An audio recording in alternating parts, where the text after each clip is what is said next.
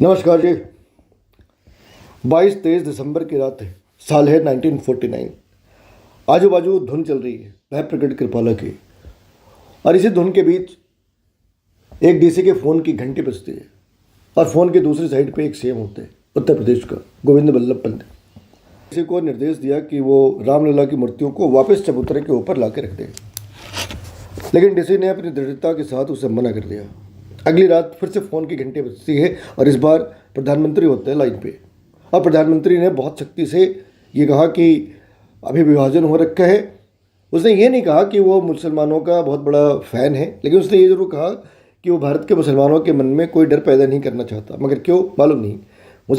लेकिन फिर से डीसी ने अपनी उसकी बात मानने से मना कर दी। अगले दिन सीएम अपने पीए के साथ आते, डीसी को मिलती है तो डीसी ने उसके पीए से कहा कि अगर आप यहाँ से आगे बढ़े तो शांति भंग करने के धाराओं में आपको गिरफ्तार कर लिया जाएगा। अद्भुत घटना थी, लेकिन ये सब कुछ इसलिए हो रहा था क्योंकि भाई संविधान लागू होने में 1 महीने का टाइम है। साल कौन सी है? 1949 दिसंबर, और संविधान लागू होता है 26 जनवरी 1950 को। तो अभी सब कुछ 1935 के एक्ट के हिसाब से चल रहा था।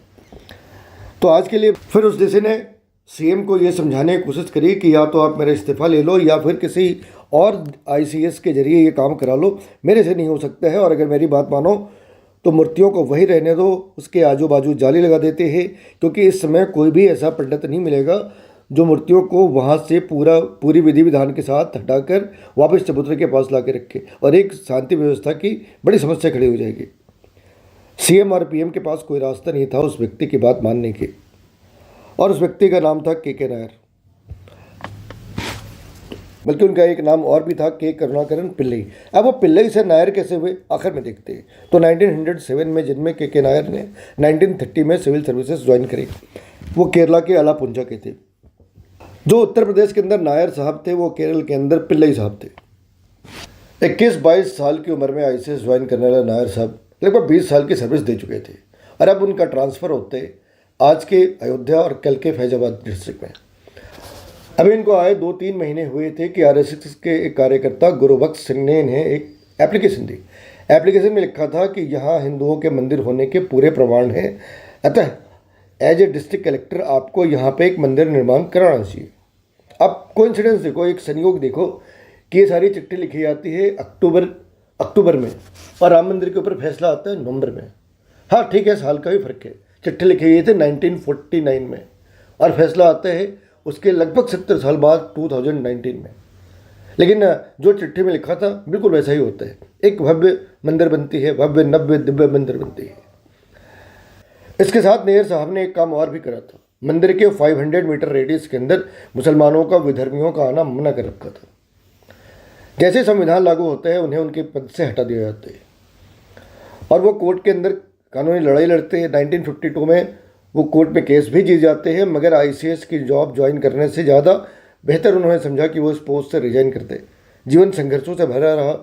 जिस घर में वो डीसी की तरह रहते थे उसे घर से उन्हें एक ही रात में बाहर निकाल दिया गया। सारी रात वो सड़कों पर रहे, उनका कोई सामान उठाने वाला नहीं था, क्योंकि लोगों को पता था कि ये सीएम के ऑर्डर से सामान बाहर फेंक दिया गया है।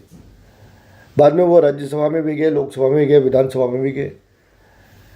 अब वो कहानी बच जाती है। नैयर साहब, जिनका असली नाम पिल्लई था, वो बचपन से ही काफ़ी इंटेलिजेंट थे, और यूके जाके उन्होंने मैथ के अंदर अपनी डिग्री ली, वो भी गोल्ड मेडलिस्ट। तो उनके स्कूल में एक ही क्लास के अंदर 2 बच्चे थे, दोनों का एक ही नाम था और एक ही सरनेम थे।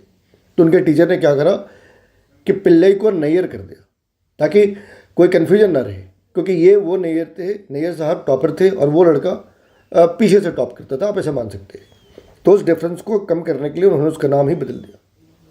500 वर्षों के संघर्ष में कई लोगों ने अपना योगदान दिया, लेकिन अगर आप टेक्निकली किसी की बात करें कि अगर वो व्यक्ति नहीं होता, अगर वो एक व्यक्ति नहीं होता तो मंदिर नहीं बनती, तो उस व्यक्ति का नाम है के नायर। अगर उस रात वो प्रधानमंत्री और मुख्यमंत्री के दबाव में आ गए होते और उन्होंने वहाँ से वो मूर्तियाँ हटा दी होती तो ये मंदिर कभी नहीं बन सकता था। तो आप समझ लो कि एक ऐसे व्यक्ति को जिसे मीडिया में बहुत ज़्यादा स्पेस नहीं मिली, जनसंघ के लोग रहे, लेकिन तब मीडिया इतनी एक्टिव नहीं थी। और बाद में जब जो सरकारें आई उन्होंने ध्यान रखा कि नैयर साहब का नाम किसी टेक्स्ट बुक में, किसी जीके की किताब में, किसी दूसरी जगहों पे ना हो, लेकिन राम मंदिर के संघर्ष करने वालों में के नैयर साहब का नाम कभी नहीं भुलाया जा सकता। वीडियो पसंद आई हो तो लाइक करें, सब्सक्राइब करें, शेयर करें। जय श्री राम।